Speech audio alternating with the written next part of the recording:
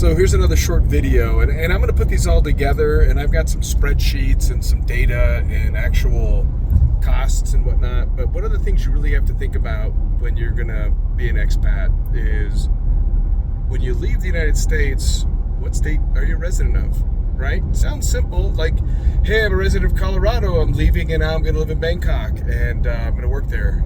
Well, guess what? Colorado's going to tax you. You're going to be paying taxes as if you were living in Colorado. How much? Average about 5%. That's a lot. I mean, you're giving up 5% of your income while you're still paying taxes in Thailand. And that doesn't make any sense, does it? It's a waste of money. So what do you got to do? You got to move. So you've already seen me dumpster diving, right, to sell stuff. That was fun. You've already seen me exhausted, like loading an entire storage unit.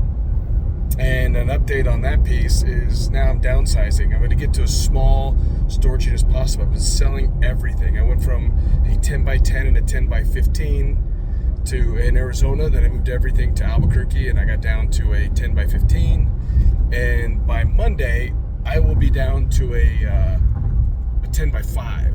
And I don't know if I can get any smaller than that. The good news of the storage unit I'm using is they'll let me move. And all I got to do is pay $20 for an admin fee and substantially drop my costs. So the goal is to get rid of everything.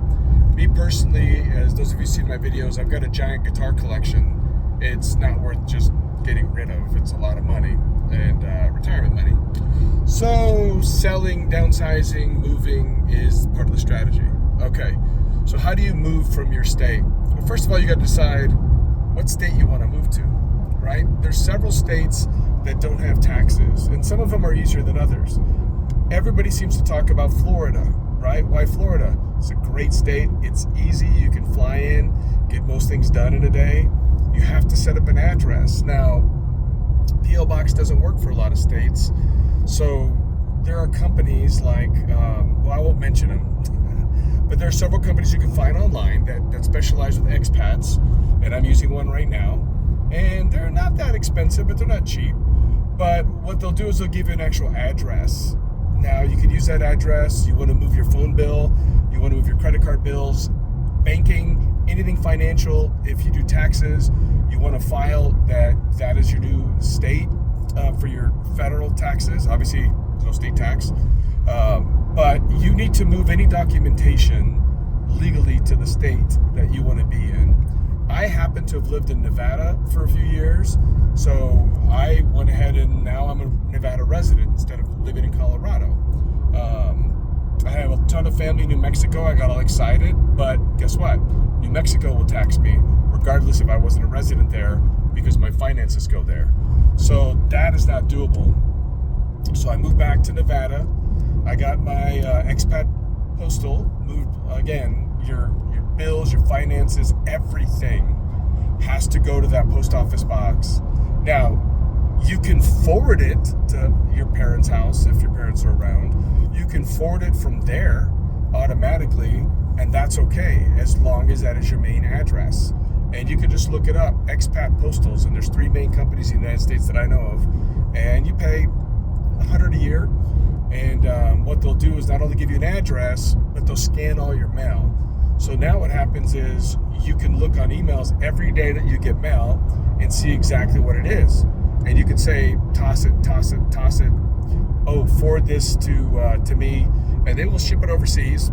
You can ask them to open it and scan it, which is a big deal for some mail.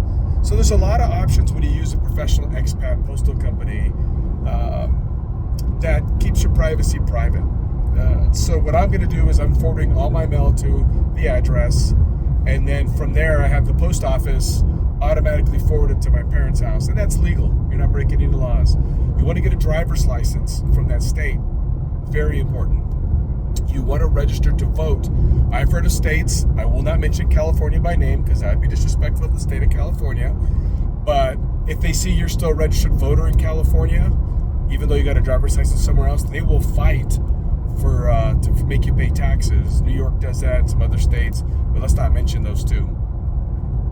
So something to think about. Postal. Physically move. They'll save you a lot of money.